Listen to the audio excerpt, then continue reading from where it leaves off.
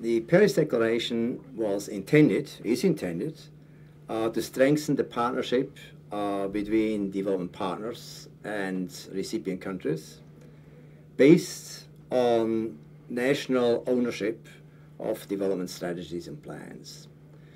It was expressed in 5 principles, namely, there should be a better ownership of development plans, development strategies. There should be alignment by the donors with those plans and with local systems. There should be harmonization among the donors to facilitate the external assistance. And there should be management for results, improving the development assistance and its effectiveness, and mutual accountability for what the commitments were made in Paris. It was very important for UNDP, on behalf of UNDG, to take stock as to what has happened, what it has done, what the group has done over the 2.5 years since the Paris Declaration was signed. So it was essential that on each of these principles, UNDP knows what it has been achieving. Excellent. What are the main findings of the evaluation?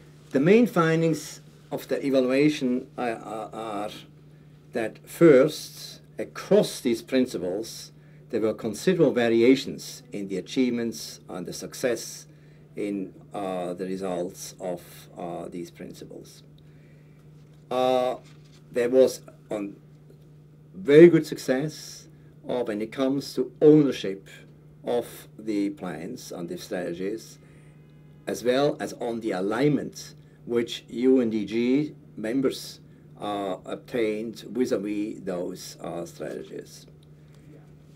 The results were more mixed when it comes to the managing of results and to mutual accountability. Also, some specific areas could be identified where some successes could be were achieved.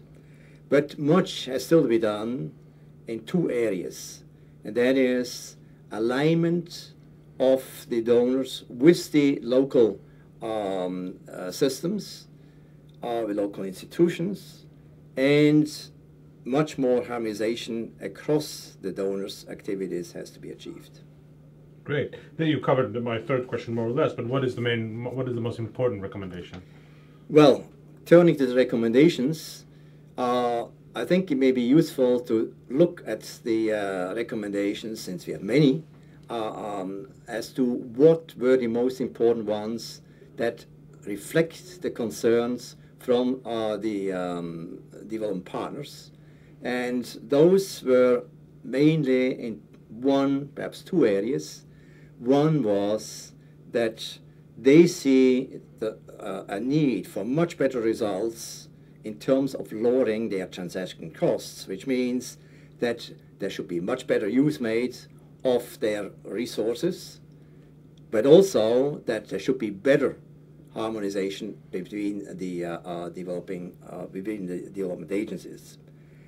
The second area of concern for them was mutual accountability. They feel very strongly that the commitments which were made at the time of that agreement, the Paris Declaration, that there should be a maintaining and increasing the level of aid and improving the quality of aid. And those are the two areas on which I feel the recommendations were probably strongest.